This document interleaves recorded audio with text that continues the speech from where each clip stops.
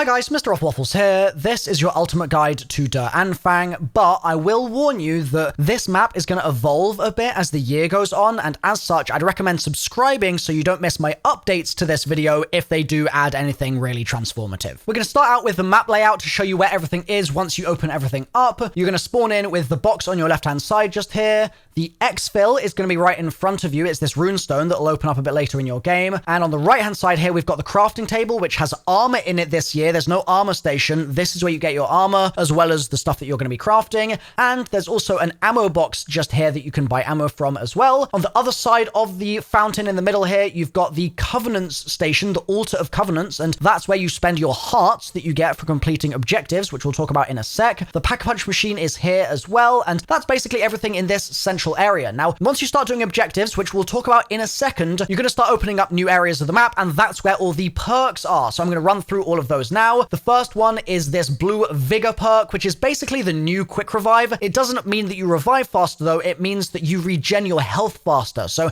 it's that aspect of quick revive, that's why I say new quick revive, that is embodied within this perk. Next up, we've got Speed Cola. It's down this little corridor here, and this is a quite enclosed space, so be careful in there. And that's just your traditional Speed Cola, nothing too fancy about it. On the other side of the map, going to the other side here, we've got Stamina Up inside this room by this massive painting. And then there are two more. One of them is just behind the spawn area here, and that's going to be your Jug, which is going to give you a health boost just like regular Jug does. And then finally, we have our last perk, which gives you increased critical damage, and that one can be found just here inside this building. There are no wall guns in the game, so you're going to be wanting to use the mystery box to get new weapons as you play, and you'll also get weapons dropped from some enemies, and also these crates, which are littered around this area. If you roam around while you're in the Stalingrad central hub world, you'll find them fairly frequently, and you'll also be able to find red crystals which you can shoot to get bonuses, such as salvage, or maybe some equipment like monkey bombs or weapons. I would highly recommend every time you're in Stalingrad doing at least 2 or 3 of these little crystal things just to top up your resources. I think that by doing this repeatedly as you play, you'll end up with plenty of resources nice and early, and it's just a good thing to do. Anyway, let's talk about your sort of general map flow when you spawn in, right? You might want to kill a couple of zombies, shoot a crystal, get a little bit of free salvage, but then you've got to do an objective. You have 3 options to pick from: Blitz, Harvest, and Transmit. I'll walk through what each of those does in a minute, but first I just want to say you may want to do this portal I'm showing you here first in your game. No matter what the objective is, I think doing this first is a good idea because it's going to open up the area where Jug is that I showed you a second ago, and it'll mean that as soon as you're done with objective 1, you can pick that up and you'll just be stronger straight away. So this is a really, really good one to do first. Okay, on to the objectives themselves, because they do randomize to their various portals and to the maps that you're going to be taken to as well. We'll start with Harvest. There's going to be a Sin Eater, which is basically just a stone obelisk floating in the area that you're teleported to, and you need to kill a bunch of zombies, and randomly they will drop runestones which you can pick up and then put into the Sin Eater. You need 5 to fill it up, and then the Sin Eater will move, and you can just keep on killing zombies, get another 5, rinse, and repeat. After 3 filled Sin Eaters, you'll be teleported back to Stalingrad and you'll have completed your objective. The next objective that we're going to talk about is Blitz, and this one is very straightforward. It's just a survive objective. You just have to live. You don't actually have to get any kills if you don't want to. You can just run around, but I would recommend you do get kills, certainly in the early rounds, because those points that you earn from getting the kills are going to be very useful. So get a bunch of kills, just survive in the area, and once you've finished it, once again, you'll be teleported back to Stalingrad. The third objective type is Transmit, and this one requires you to escort a floating head on a fixed path through the level you're teleported to. Now, the head will only move if you're fairly close to it, so you are going to want to stay fairly nearby. But bear in mind, once again, if you're having trouble with this, you can run back away from the head, chill out a little bit, maybe get some kills or get the zombies bunched up nice and tightly, and then start escorting the head through, and you'll have a little bit of an easier time, I think, if you do that and sort of take your time. Once the head completes its little progress bar, you'll be teleported back to Stalingrad, and you can do your next objective. So now you understand the objective types. What's this doing each time we do one? Well, initially, like I mentioned with Jug, doing an objective through a certain portal is going to open up the map behind that portal. So we chose the objective that was nearest to Jug because that's going to open the Jug area. Similarly, we can then do another objective in that area if we want to open up the building behind Jug, which contains the critical damage buff perk. My personal preference for the way to open things up is to open the Jug portal first, and then I grab Jug as soon as I get back, and then I do the portal on the opposite side, which takes me to New Quick Revive, and I pick that up once I've finished the round 2 objective as well, just because those are both survivability perks that are really good to have early on, and your gun's already going to be doing plenty of damage in rounds 1 and 2, so you don't really need damage buffs from anything else. So those are my recommendations. Like I said though, you should also, as you go through, be scavenging for those little chests and also shooting those crystals to get free salvage and stuff. Now, a change they made this year is that the perk machines at level 1 at their base tier are free. So after you complete that round 1 objective, you can just run up to Jug and buy it even if you've got less than 2.5k points, and you will still get a health bonus. What's new this year is you can buy extra tiers of the perks for an increasing amount of money. So tier 2 costs 2.5k points, tier 3 costs 5k points, and tier 4 costs 7.5k. Each upgrade is going to give you like a 25% boost. So with the health upgrade from Jug, you get 25 extra health at tier 1, 50 at tier 2, 75 at tier 3, and 100 at tier 4, bringing you to a total of 200 health. Similar applies to the other perks and the upgrades that they give you. At tier 4 stamina up, for example, you're basically going to run twice as fast as if you didn't have stam. And this might sound great, but there is a catch, and that's that when you go down, you will never lose your tier 1 perk. You'll always keep that no matter what, but if you have a higher tier, such as tier 3 stamina up and tier 4 Jug, those perks will reduce 1 tier when you go down and then pick yourself up with a self-revive or you get revived by a teammate. And that's both perks. You won't just lose one of them or anything like that. So your tier 3 stam and tier 4 Jug will go down to tier 2 stam and tier 3 Jug. This means that losing those tier 4s can get really expensive to reset because it costs 7.5k. So I would advise against buying tier 4 upgrades early in your game and only get the tier 4s when you've pretty much got everything else locked down. The exception to this probably being Jug, because Jug is going to really meaningfully prevent you from dying by giving you that extra health. Another thing that you're going to want to do every time you come back from completing an objective is checking the Altar of Covenants, because doing an objective gives you a heart and you can spend the hearts at the altar. There are 11 total covenants that you can get, and they're randomized, so 3 will show up each time you teleport back to Stalingrad, and as you go through the rounds, they will also get rarer, so you'll be able to get even better versions of those same 11 covenants. I'm going to make a full video about the best covenant loadouts, which will be linked in the description, but for now, I really recommend Motherload because it means you keep your equipment when you throw it, which can be really useful in this,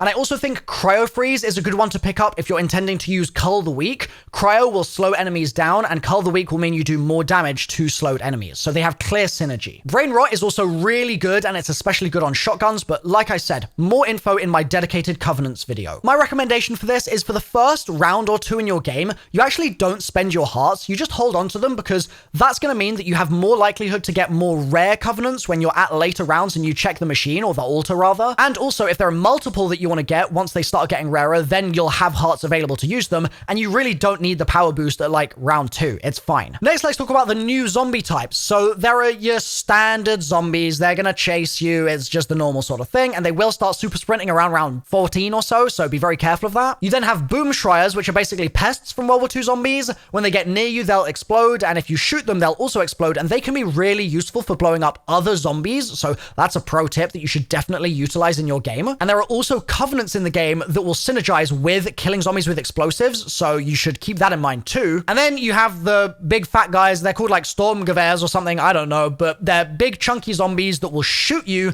and they're pretty inaccurate, but if you're super close to them, like stuffed up against their barrel, they're gonna really do a lot of damage to you, so I'd be very careful of those. Shoot them in the head to take them down really easily. They'll take quite a lot of damage to the head, and also just make use of the fact that they can't turn around that easily, so if you run behind them, they'll take a second to actually turn around and then start shooting you again. Next, I want to quickly talk about armor. After your first 3 or 4 rounds or so, you should be able to buy armor tier 1 from the machine. It's going to cost 750 salvage, so it's a little expensive, but you should be able to get it fairly quickly. But you can get tier 1 for free, just like you can in Cold War, if you find an armor vest before you buy armor. So find an armor vest, you'll get tier 1 for free, it'll save you that little bit of salvage, and then you can start working straight towards tier 2 and tier 3, which you cannot get free from armor vests, but you can get obviously from buying it from the machine. It's probably also worth noting that you've got 4 field upgrades in this. You've got Ether Shroud, Ring of Fire, Energy Mine, and Frost Blast. And the one that you pick is also going to determine which god is talking to you the most in your game. So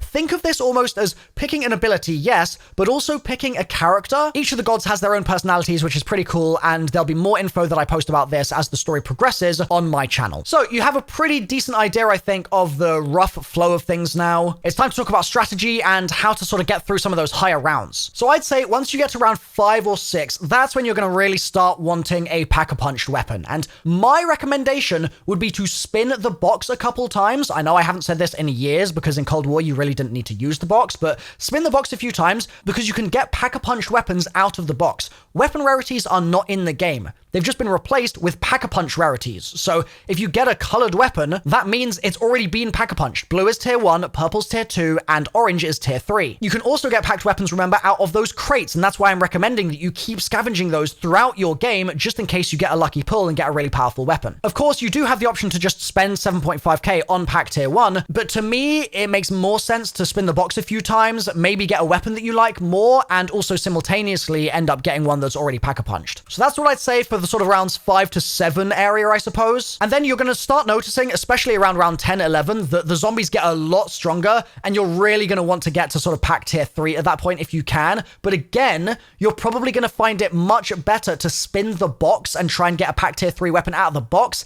instead of spending 30 grand on tier 3. It's just so damn expensive, man. And granted, you can absolutely do it, especially if you're slaying out as you go through those objectives, and you are going to probably want to pack-a-punch your own weapon if you've brought in a sick loadout weapon. But just for sort of more casual players, I think using the box in this game is actually something that I would recommend. I'd say getting all of your free perks as you go through the various areas, as you do your first couple of objectives and stuff is essential. They're free, you might as well. And then beyond that, I would say upgrading Jug first, and probably Speed Cola would be my recommendations. I think the Quick Revive perk, which I think is called Venomous Vigor or something like that this year, is something worth upgrading, but I wouldn't get it to tier 4. I wouldn't do anything to tier 4 actually, other than Jug early on. I would just focus on making sure you've got powerful weapons. I think it's much more important. I'd also strongly advise if you get a Monkey Bomb from a drop or something like that, to pick it up and hoard those, because we're going to be using those for some of these strats that I'm going to talk about in a sec. So let's say you're struggling at any round, honestly. It could be that it's before round 10 and you're a little bit less of an experienced player, or it's around round 15 and you're really a more experienced player, but it is starting to get really tricky. Here are some ideas that can make your life easier and help you get to higher rounds. Number 1, for Blitz, you do not have to kill like I mentioned before,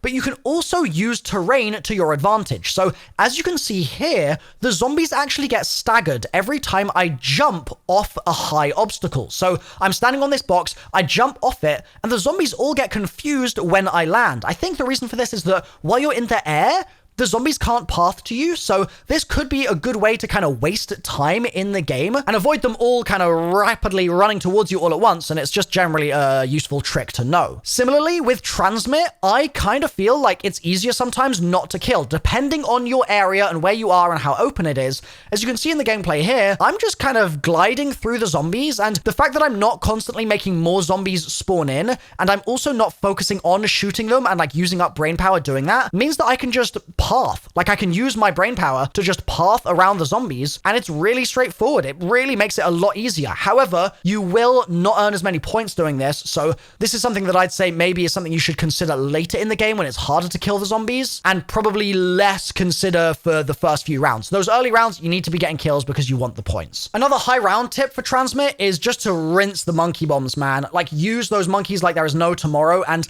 honestly, Ether Shroud is kind of handy for this too, but I'd use your Ether Shroud if possible earlier in your Transmit session so that you can charge it back up again and then use it again later in the Transmit objective. And while you're trying to charge it, that's the perfect opportunity to use a monkey bomb. And if you've got the Motherload Covenant, like I said before, that's going to mean that you can throw a monkey and you don't even lose it in your inventory. You keep it, but the monkey still goes out, so you can throw multiple from one monkey, which is so useful. And some of the areas that you have to transmit in are so tight and crowded. I think this is going to be one of the only ways to actually make this work. So highly recommend monkey bombs, Motherload Covenant, Ether Shroud, and a hell of a lot of patience. For Harvest, I say if you're having any trouble, remember that if you get all of the runestones into a given Sin Eater, it will wipe away any zombies remaining on the map at that time. So if you're a bit later in the round, you've got a load of new zombie types that are all attacking you and stuff like that, and you're just getting a bit flustered, fill up that particular Sin Eater and all those other zombies will disappear, and then you can move on to the next one kind of in peace. Another tip that goes for all objectives is to use the big chungus guys with the guns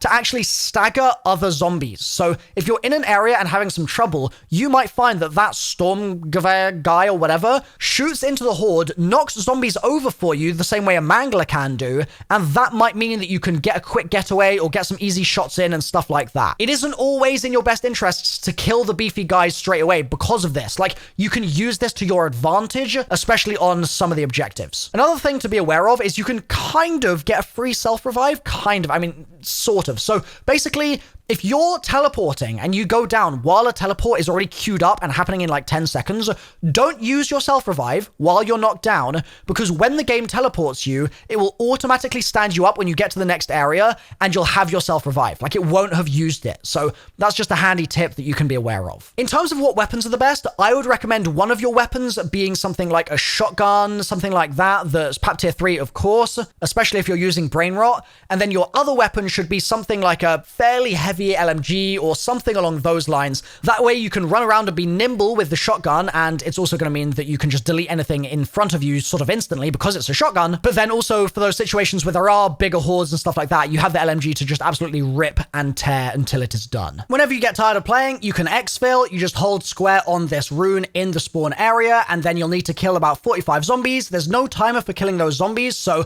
do it at a pace that feels comfortable for you, and when that's done, a portal will spawn in on one of the two sides of the map, and you just need to run over to it and hold square in about a minute. Like, you've got a timer for that part of it, and then you'll be finished. You'll have exfilled. In case you're wondering, at launch, there's no main quest Easter egg, there's no Pack-a-Punch camo, there's no pausing in solo. These things are not just you, this is just how it works. So I expect there to be some really big changes to this in the coming months, but for now, thanks for watching, subscribe if this was useful, and I'll see you in more Vanguard Zombies content, and to be honest, probably more Cold War and Black Ops 3 content and stuff as well very soon. So subscribe for that, and I'll see you next time. Bye for now.